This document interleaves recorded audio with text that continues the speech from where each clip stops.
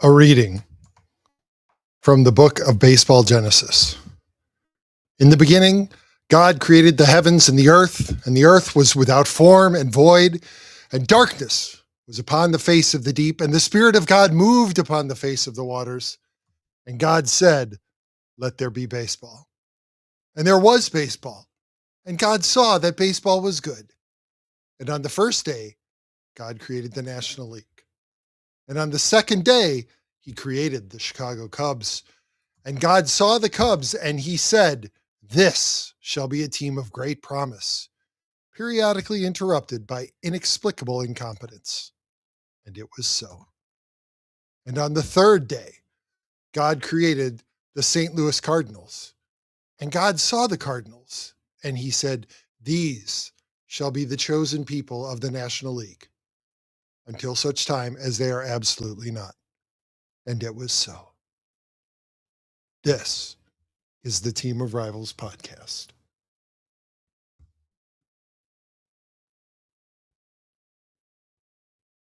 Also, I've seen the error of my ways, and I'm formally renouncing my Cardinals fandom and switching my allegiance to the Cubs.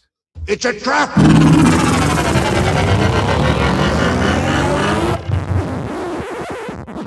Oh, I'm sorry. Did I break your concentration?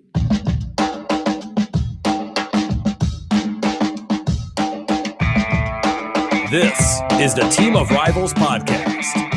Everything you want to hear from the big sports to the big screen. He's all by himself, fires into the end zone. Caught! Touchdown! No! Vaughn into the windup in his first offering. Just a bit outside. He tried the corner this. Doesn't like you. I don't like you either. Time winding down. Michael for three. Yeah! Yes! She is gone! I don't believe what I just saw. Go crazy, folks! Go crazy! You believe in miracles? Yes!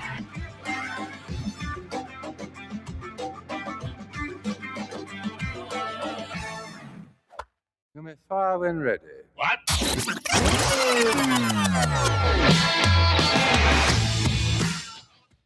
Brothers and sisters, welcome.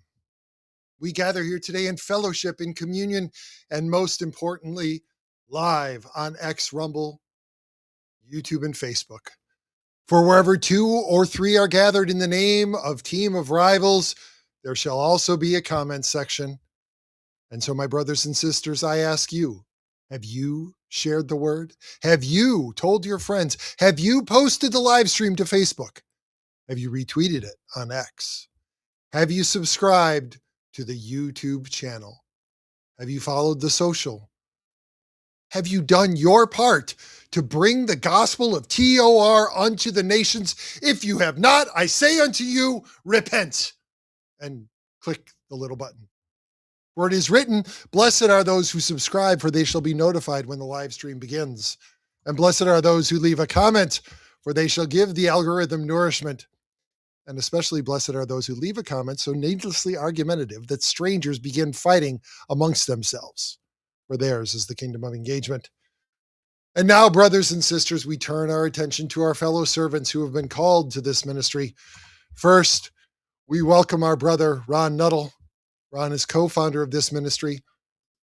He has been called to proclaim the gospel of baseball. He has been called to bear witness to the St. Louis Cardinals. And in a calling that none of us fully understand, he has been called to proclaim the gospel of soccer. He speaks of St. Louis City. He speaks of Newcastle United. He speaks of the Premier League. And sometimes, despite our pleas, he speaks at all three at considerable length. And also with us tonight is our brother, Elliott Dewey, the permanent occasional guest host, a title bestowed upon him after many years of faithful service, inconsistent attendance, going, game playing, and occasionally remembering that we record a weekly podcast. Elliott has been called to this ministry to speak on matters of music, culture, and whatever else Pete and Ron have forgotten to prepare. He's a former state champion wrestler. He is a Cubs fan. Welcome, Ron. Welcome, Elliott. And newly minted Aston Villa fan. Yeah. Indeed. Well said, brother. I mean, I saw the AI picture of the episode, so I had some kind of idea. I did not know, Pete, that you would reach deep into your thespian background and put on the performance that you have. Well, brother, there had to be a reason. There had to be a reason why I was not here on Tuesday. Mm-hmm. And the fact that we now are recording and live streaming on Sunday. What better theme for this week's episode than one that nods at the $100 apparently Pope hat that sits upon my humble brow? Is that yours? This is mine, for I attended Pope Hat Night on Tuesday. That's awesome. And apparently people are selling these on eBay for between $50 and $100. I've seen them as expensive as $300. I'm just going to set this down over here very gently. Disappointed. Well, I thought for sure you were going to try to wear that the entire show. Don't challenge me, Ron. Okay. You know he'll do it. I know I'll do it. They're actually fairly well made. I was expecting it to be like, some cheap cardboard thing, but no, they're that's what felt. I thought. I thought it would be like a cheap stocking. No, I'll go ahead and I'll show. No, they're felt. They've got the tassels in the back. Look at this. They've got like a silky fabric to protect your dome. They were actually kind of warm on Tuesday. It was a warm night. All right. But there was a Catholic priest at the game. He invited everybody there to give each other the sign of peace. The sign of peace. Yeah, it's very nice. I was shaking hands with White Sox fans and wishing them peace be with you, and silently cheering as I walked out of the stadium as the Reds came back from a 4-0 deficit to defeat the White Sox in extra innings. Nice. Peace be upon Ellie De La Cruz. Well, we had a chosen one arrive yesterday at the sacred confines of Wrigley Field, Ron. For lo, it was foretold for many years, or many months anyway, that the second coming of Albert Pujols. Yeah. And he certainly appeared to be the second coming of Albert Pujols yesterday. Albert Pujols, Matt Carpenter, Scott Rowland, all rolled into one yesterday. Yeah. Sure. I mean, I guess it's a one of many rookies that Cardinals fans were excited to see get a chance this year. They waited for, the call-ups. And I mean, there is no better way to make your debut as a position player than to make it at your rival's field, and the first 3 at-bats of your major league career are all home runs. That is not predictable. Were you watching Joshua's debut? Nope. I did not watch a live single pitch this entire series. Wow. You can't really see behind me, but we're going into week 5 renovation, and I was pretty busy on Friday. Well, first of all, I was at work, so I couldn't watch it. Saturday, I was building stuff for the closet, and if I wasn't out there, I went down to the pool in the afternoon because I was just tired of working on a weekend. And then the day of rest today, right? Day of rest. Was not. And I ended up going out in the lake about 2:00 finally after we were all done. Just by yourself? I watched the replays of every game. It was about the only thing I could do. Were you out on the lake by yourself? No, I went with couple neighbors and a couple guys in the neighborhood went. Of course, we all take our boats out instead of getting on one big boat together. We have to take all 3 of our big boats out and just tie them up. Fellowship. Yeah, there you go. Elliott, were you able to witness the second coming? I saw 2 of the at-bats. I saw the first 2 home runs that he hit, but I did not see the third. Like Ron, I did end up watching the short replay for the highlights. So, and then today, I think I watched the first 2 innings, and then I had other stuff doing around the house, and then it didn't flip on the TV until about 5 o'clock to catch the fire. That was about it. Well, when Prophet Joshua brought the Holy Trinity to the sacred confines, I turned the television off, for I could no longer take. Unfortunately, I was busy today. Take meatballs in the middle of the plate. That's right. Unfortunately, today I was busy and I was unable to experience the revelation of the prophet Joshua as a false prophet, as he went 0 for 5 with 3 strikeouts. Yeah. In a way, that's probably a good thing, because we all know that there are a certain group of fans that were just going. I mean, it's the reason you don't give kids a bag of Skittles and a Coke, right? Because they go crazy. It wasn't just the fans; it was also the journalists. Yeah, you're right across the board. I mean, it is a big deal. I mean, no rookie has done that, and it's going to be some time before anybody ties that again. I don't know if anybody's going to do. It's a tough thing to do as a rookie and in your first at bat. I mean, it's super cool when rookies hit home runs in their first at bats. I mean, there's a number of Cubs rookies who have done it. Javier Baez, Starlin Castro, Wilson Contreras, I believe. Wilson Contreras. I want to say maybe I think did it too. Even when you get a cluster of them, like you'll go decades without having a rookie do that. So I mean, and I think what I was impressed with the most, just about because he went to all 3 fields. For all runs. That was super cool. Yeah, and none of them were cheap shots. I mean, his first one they said was 449 feet or 459 feet, somewhere around there, right? So you got a hold of it. But he does strike out. I mean, he's strikes out in the minor leagues. I'm not saying he's a feast or famine type of guy, but like he's gonna. That's part of the package. You're going to get some strikeouts with him. He's going to have a game where he's going to go 0 for whatever. But in a way, it might be a good thing that happened today, just so the world becomes a little bit more bearable. To temper the expectations, as it were. And none of his home runs were cheapies.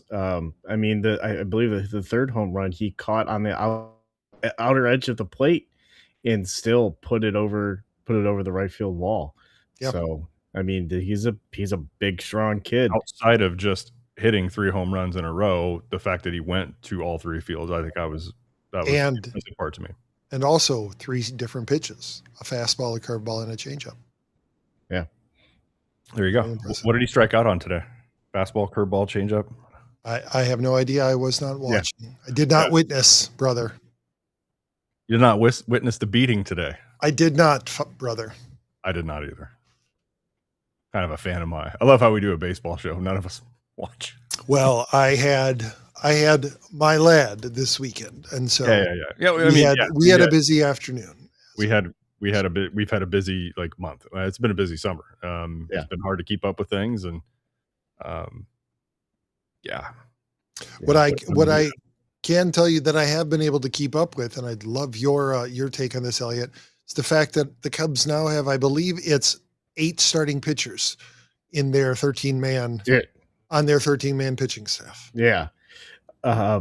With some of the people who are on the IL that have come back, they have an issue where they have too many starting pitchers. They just sent Javier Assad back down to Iowa, and I was like, God, I would rather him pitch today than Cabrera. I feel like Cabrera needed to be eased back a little bit more and maybe come out of the bullpen, but that's just me. Well, Brother Elliott, you know what's going to happen, for it's foretold in the scriptures. Anytime that you yank around a young pitcher because he's not consistent enough, as soon as he leaves your organization, he will go and shove. Yeah. Javier Assad, future Cy Young winner, as soon as he leaves the Cubs. Yeah, I was just glancing at the standings. So the Cardinals are back to 2 games over 500. So they're only 9 wins away from my early prediction of how this year would end up. And there's 36, 37 games left, roughly. Something like that, yeah. That's right. So it's probably going to exceed where I'm going to be probably wrong unless they just fall face down in the dirt. But 9 wins away from my prediction. I mean, you had a couple pitchers with ERAs over 5 today and yesterday have some good outings, which was because Libator, I mean, looking at the line, like he pitched a pretty good ball game yesterday. Or Friday. Sorry. Was it Friday? He threw? Yep. I think so. But that was the only game of the series the Cubs took was Friday's game. Yeah. Libator pitched I mean, it was one swing. Oh, we roughed up the bullpen. It was 3-0. It was the Sayas. It was Brother Saya Friday night making a sacrifice to the bleacher gods. Yes. That was it. Like one bad pitch in the game. So it was pitcher's duel.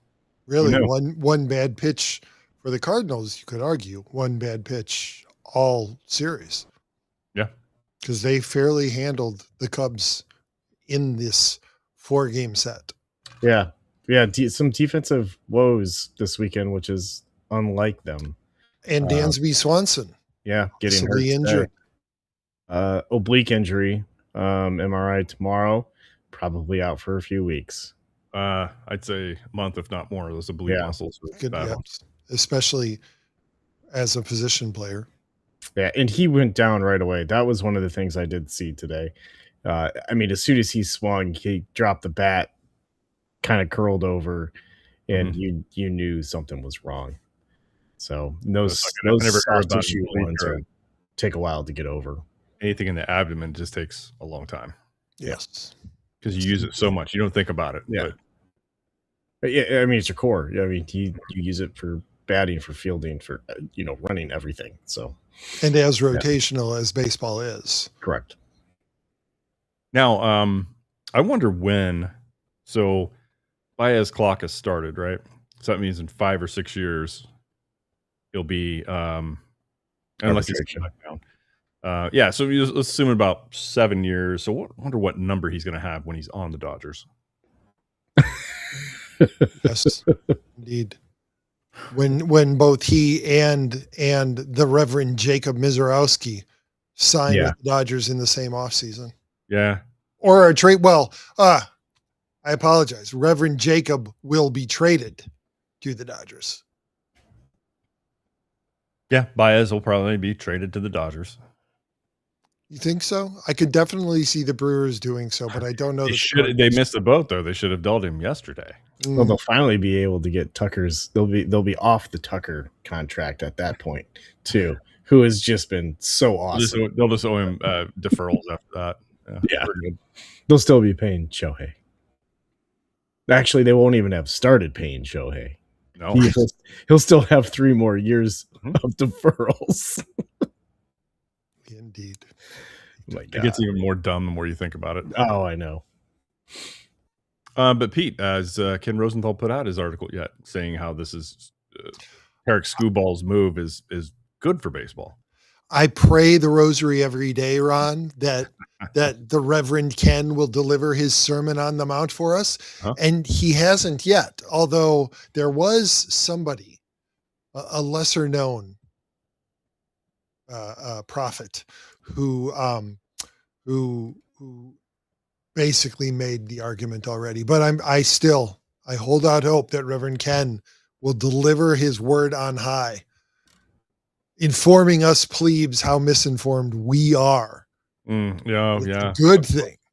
Of course. Yeah. And then you had Bryce Harper, was it last year or somewhere around the Ohtani move, that said people who are complaining about what the Dodgers are doing are losers. Like, oh, please tell us how we should feel about this. Please tell us, Bryce. So as and this isn't to bleed over into the Gospel of Ron yet, but as I've been monitoring the summer transfer window, it gives a window into baseball's possible future if they don't fix things, because it's basically the top 6 teams who get to sign whoever they want, and the other teams are just feeders. They develop a good player, and Ron, you saw the missile on X, right? Ron's broken heart. Take a moment for Ron's broken heart. I didn't see that. Bruno with the Carabao Cup. Yeah. It wasn't the Carabao Cup. It was the it was the winner of the was it the FA versus the so whatever. It was Man City and Arsenal. But the difference though with how the Premier League works, for instance, right? You mentioned the Big Six and the SCR now, squad cost rules, squad cost ratio, does favor the Big Six. And even if your owners are the richest owners on the planet, which PIF would fall into that category, you're restricted on what you can spend based on the revenue your team pulls in, right? That's how it works. They don't have that in baseball though. I mean, there is not that rule. So baseball owners, they have the ability to do it. Now you could, none of us can look at their books. They're not going to open them up. But the large argument is no, owners can't afford to do more. Now, can they afford to do what the Dodgers are doing? Probably not. But they can certainly do better, and they choose not to. They choose to go after Moneyball. They can get by that way. So it feels the same, and you're right, Pete. Like they allow rules to get. I wouldn't even say bent, but the Dodgers are testing the limits of everything, and if they don't get a fix to this, I mean, it's just the interest in baseball has been waning. We all know this, right? It's not going to get any better. If you go in every year knowing, well, the ticket to the World Series is through LA or through New York, in the American League or Boston, I mean, they do risk something similar happening, although the rules are different. But the way that the system is set up to favor a select few, the outcome is similar. Ends up being similar. Yeah. What you will not see the Milwaukee Brewers in the market for Tarek Skubal this offseason. Right. No, probably not. Yeah. You kind of know who are going to be those 4 teams that are going to compete for the Premier League trophy every year. You kind of got an idea, but what adds to the intrigue of that league is the relegation system. So you have a battle at the top and you have a battle at the bottom. When you fall into mediocrity is when you finish in the middle of the table all the time. But it does add something that will never happen here. I don't even have hopes for it, but wouldn't it be funny as hell if baseball adopted relegation? Wouldn't that be great? Send them to the AAA. Yeah. Or send them to an independent league or something else. I don't care. Create it. The Pirates, they deserve every year to have to fight their way out to get back. The Pirates have been relegated. They've been replaced by the 2-time Wolf Cup champion Kane County Cougars. Whoever, I don't care. Get your season tickets for the Dodgers Cougars game the weekend of April 21st. And whoever gets promoted gets to use your park. PNC. Right. Ooh. You have to go there. Yeah. Send them all back to the Kane County Pirates versus the Pittsburgh Cougars. Send them back to the Stone Age. That's right. Yeah. No, I mean it's impossible really, but I'll save it for soccer. I feel like MLS should be looking at it seriously, but brothers, before we do move over to soccer, did either of you watch the Bears preseason game yesterday? No, but discuss it. I'll be right back. Yes, a little bit. Yes, not a ton. I think I caught maybe the first quarter ish. season. Nobody's out there. I was more interested in seeing a couple of the new guys. It looked like Thieneman had a pretty decent game. He was involved in some plays. He was kind of all over the place. The dude is fast. But I haven't really watched any kind of broken down film or anything like that yet. So the defensive front was generating some pressure, which was good. Obviously, a lot of that was against second and third string guys, but still, that was what you wanted to see. Yeah.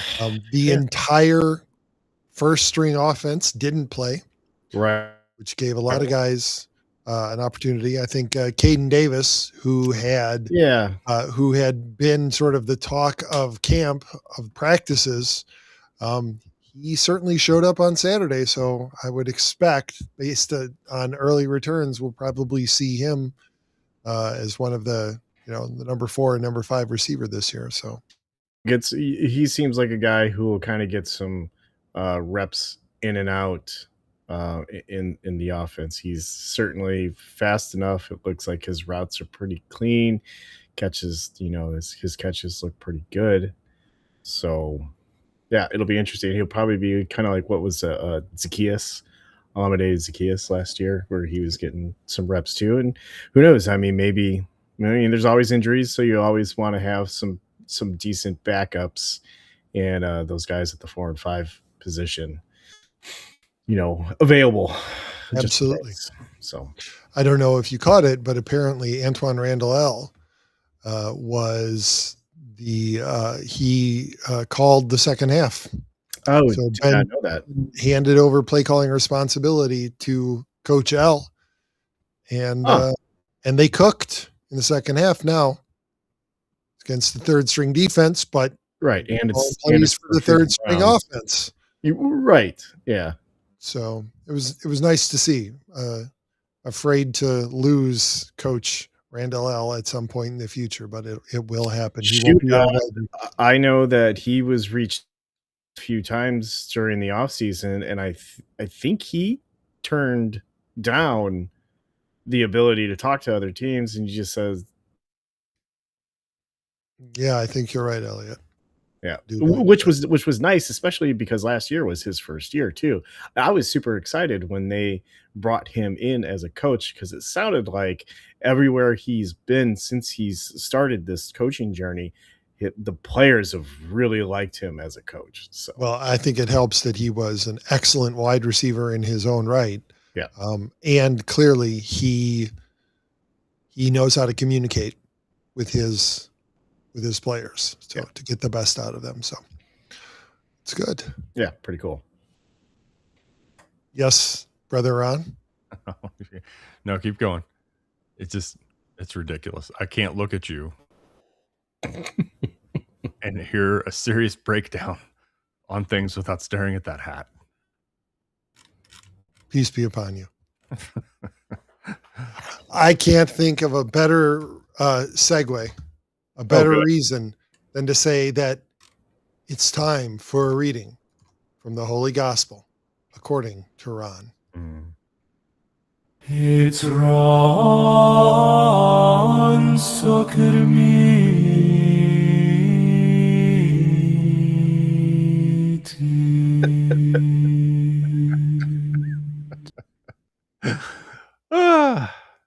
Pete, you've outdone yourself this time. Sorry. Father Pete. Brother Pete.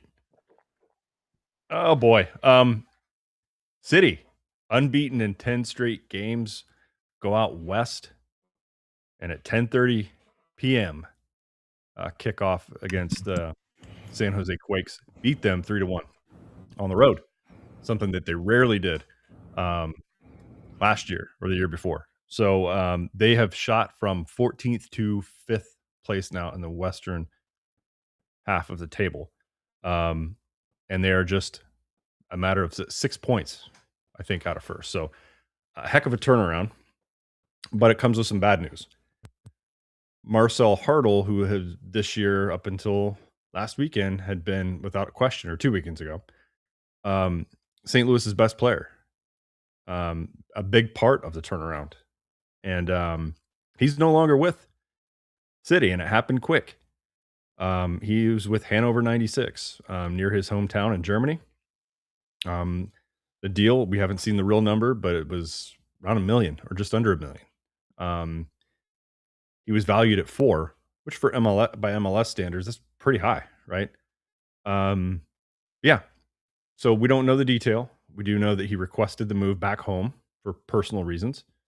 Don't know what those are. Okay. Well, since we don't know the detail, and I'm a fan, I'm allowed to be kind of annoyed with this. And I don't know the reasons. So it could be something that would shock me or make my jaw drop. But I'm a fan. And my team has really struggled the last 2 years.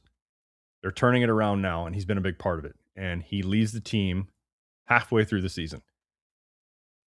Now, I can probably move on. But when I have to see pictures smiling and then training with like within 48 hours of the move, like how bad was that problem? Oh, are you upset because Lutz, the German sporting director at the time, brought you over and brought a couple other guys from Germany over, like Cedric Teuchert, Johannes Horn. Okay, they're no longer with the team anymore. They let Cedric Teuchert leave at the end of his contract, which ended in June. So I don't know, Marcel. Like you're in this football sport. We know how it works. We know managers, sporting directors, players. They're like middle relievers in baseball. They're in one day, out the next.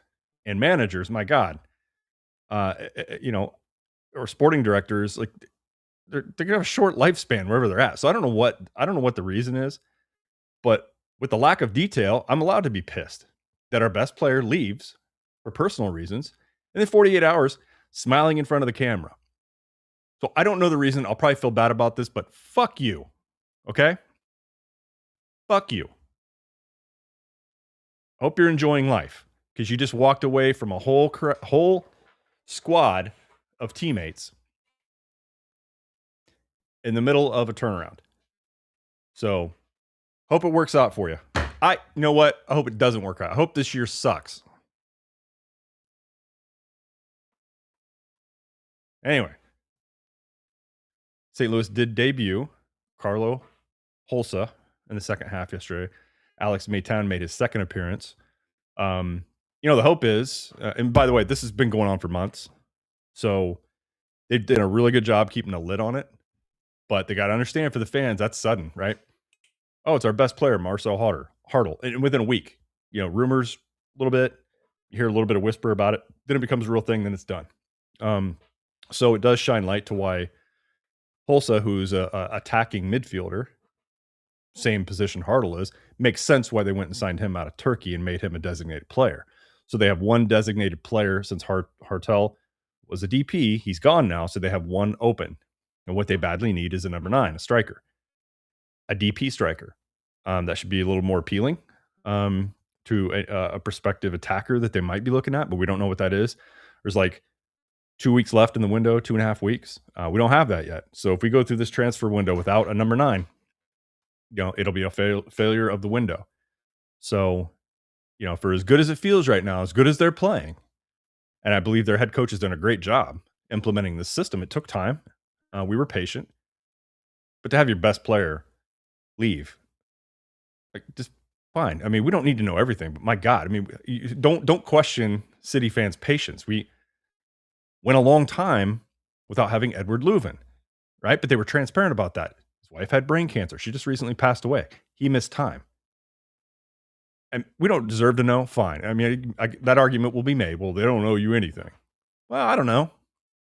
We pay a shit ton of money, and we spend a lot of time invested in our clubs. So you can make that argument all you want, but I'm allowed to be pissed about it. So might be cold. Might feel bad later. I don't tonight. Piss off. Sorry, Father. It's Ron Soccer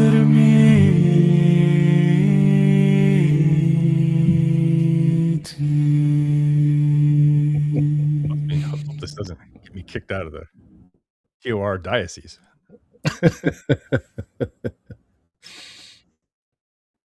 Brother Ron, I can't believe that you don't have anything to say about Newcastle. Oh, it's the same. It's the same story there. I mean, it's the same thing. I understand that one a little bit more because we know the reasons. We know the reasons. Bruno's 29. He's got one more big move left. Newcastle is clearly going into a rebuild. So that one I understand a little bit more. I'm still annoyed by it. Well, Ron, may I ask, can we please get a recreation of the exchange on X when I reposted the announcement that Joel Linton was injured and was going to miss at least the first week of the season? What was my reaction? I do believe it was 2 words. Mother. Yes. Fucker. Except it was all caps. I think you were a little more fiery than that. Look, I mean, there's nobody left on this club that you would have bought a shirt for with their name on it, right? Like he's been one of my favorite players for Newcastle, not their best, but he's been one of my favorite players. I love the way he plays. He's a thug and it's entertaining. It's Premier League. They all beat the shit out of each other. He's just really good at it. Yeah. And he was one of the big reasons I was looking forward to going. And I hope he's recovered within it was the 16th. I'll be 1 month from today. I'll be flying. Better get that shit fixed. Since you guys are in a rebuild, face all over it. Since you guys are in a rebuild, Villa's got an extra goalie that right now that they need to get rid of. Brother Elliott, are you rethinking your declaration of Premier League fandom? No, Aston Villa just pulled a move that I would equate with. I mean, that's got to go down with an AJ Preller type move. We have a goalie. Who cares? Right. You never have too many. To be fair, they thought they were losing their goalie. He was going to. It was another league. Juventus. Yeah, in Italy. And they went out and they Juventus. signed Zion Suzuki, and that signing I believe happens tomorrow. But then the whole deal to said their guy that they had falls apart. So because I believe he backed out of the deal, right? He decided he didn't want to go. Yeah, so it's like, well, shit. Now we're screw everything up. Yeah. Fascinating that he wouldn't. That he wouldn't want to go from Aston Villa to Serie A's biggest team. Yeah, I don't know. It's kind of weird. So I'm still learning all of that. Like when I texted you guys the other day, I'm like, this transfer window shit is just absolutely freaking crazy. It is, man, and you'll start to give a flavor for it too. Christian's really good about picking out what's BS and what's not, but well, there's a couple of podcasts I've been watching to kind of learn more and learn about the players and stuff like that. So Brother Elliott, you follow the gospel according to Fabrizio Romano, right? Yes. Oh, that's one I wouldn't do. Yeah. No? I mean, I've seen his post. Like my algorithm on Twitter has now changed, and I see a lot of his stuff. I don't even follow him, and you'll see now it that I started following like some other, football. Well, he YouTubes a lot too, right? The same stuff, and I get it, man. There's language barriers, there's accents. He's one I can't listen to him. I haven't listened to him yet. So I heard he's more of a nuisance in the European football world than he is the journalist. He gets scoops. But yeah, that's what he gets it through agents use him and others like him to get some of these deals done, to get information out there, which is just incredible. I mean, look, the league's kind of Boris, except for he's not the agent. No, he's not the agent, but the agents use him, and he'll push out whatever they feed him, right? But I mean, we know baseball pretty well.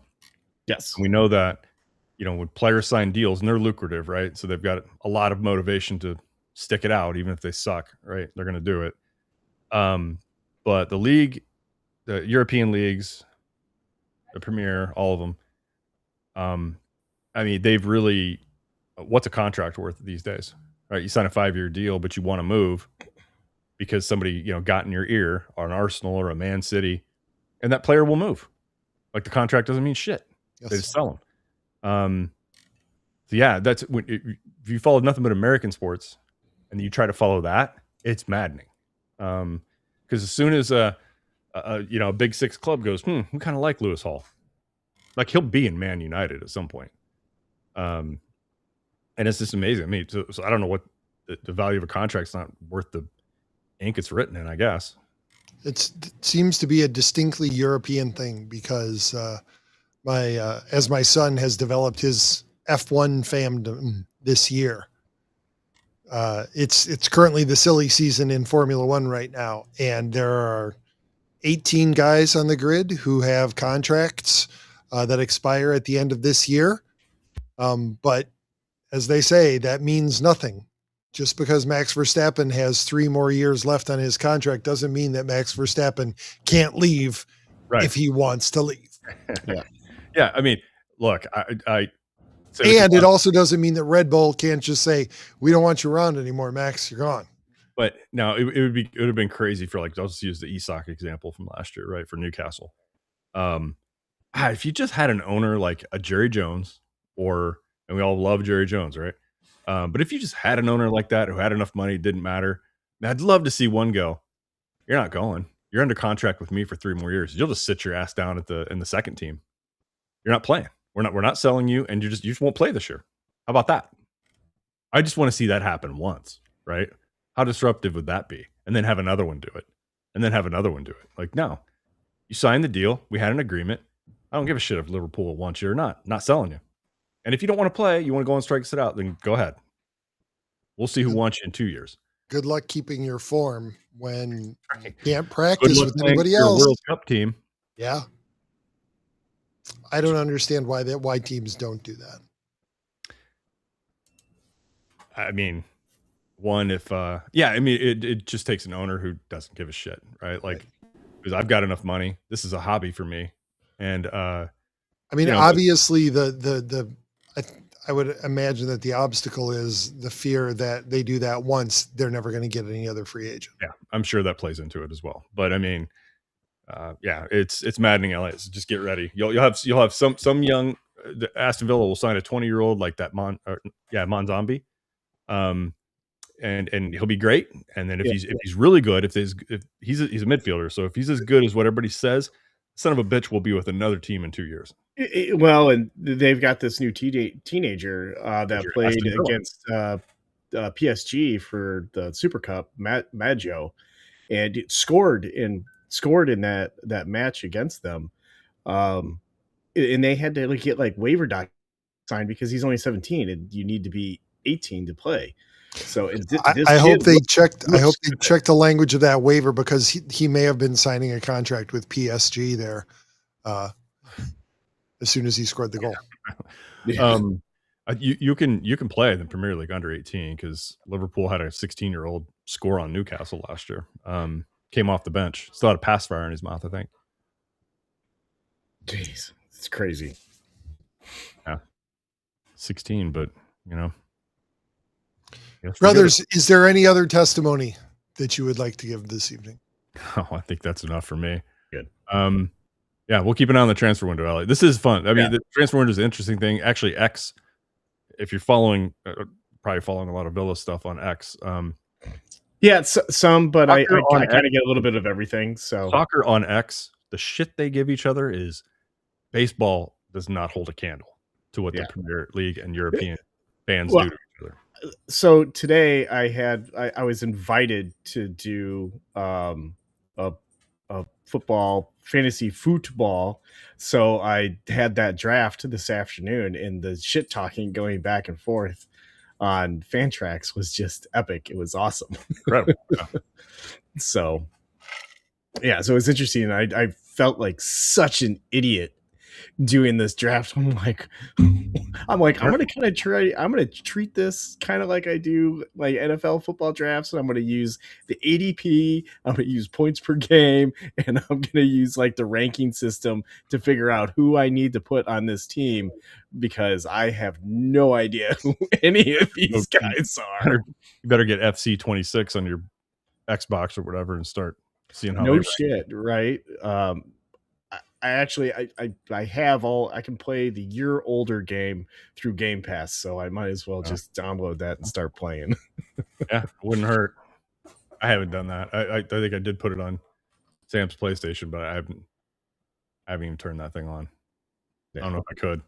If I could put it on the Super Nintendo, that'd be a different story. There we go. Less buttons. Tecmo Soccer. Yeah. Tecmo Soccer, that'd be great. Yeah.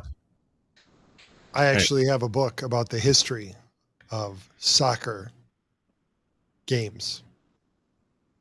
Oh, strange book for you to have. All the stuff he's got on his shelf. Comes with its own captain's band. Oh, that's awesome. Oh, he does. Look at that. A Tale of Two Halves, the history of football video games. Wow. That is super cool. I don't know if it is or not, but he's got it. Yeah. Long story that I won't tell today, but I actually know the author. I met him. You read that? I met him when I Have you read that book? No, not yet. I've skimmed it, but I haven't read the whole thing. No. But when I went to visit Theme in Australia back in 2017, he and I met up, and he showed me around CBD in Melbourne, and grabbed some coffee, showed me around the Melbourne Library. Good guy. His name's Richard Moss. Anyway. Cool. All right, boys. Is that it? That is it. That's a wrap. All right. Episode. Well, brothers and sisters, that is going to do it for this week's celebration of the Team of Rivals podcast. But before we are dismissed, I ask you to perform the sacred rites of podcast engagement. Leave a comment if you enjoyed this celebration. Subscribe if you are new to the congregation. And if you feel moved by this spirit, give us a 5-star review on Apple Podcasts and Spotify. For it is through your reviews, your subscriptions, and your comments that the word of TOR is spread throughout the land. And you may also find us in fellowship on X, Rumble, Facebook, and YouTube at Team of Rivals Pod. You can find Brother Ron on X at. Yeah, out there. Ron. Search it. And you can find Brother Elliott on X at. TOR_Elliott. Brothers and sisters, go forth now into the world. Go forth in peace. Go forth and proclaim the gospel of Ron. And if you encounter someone who has not yet subscribed to the Team of Rivals podcast, bring them into the congregation. For Ron and Elliott, I'm Pete. The celebration is ended. Go in peace.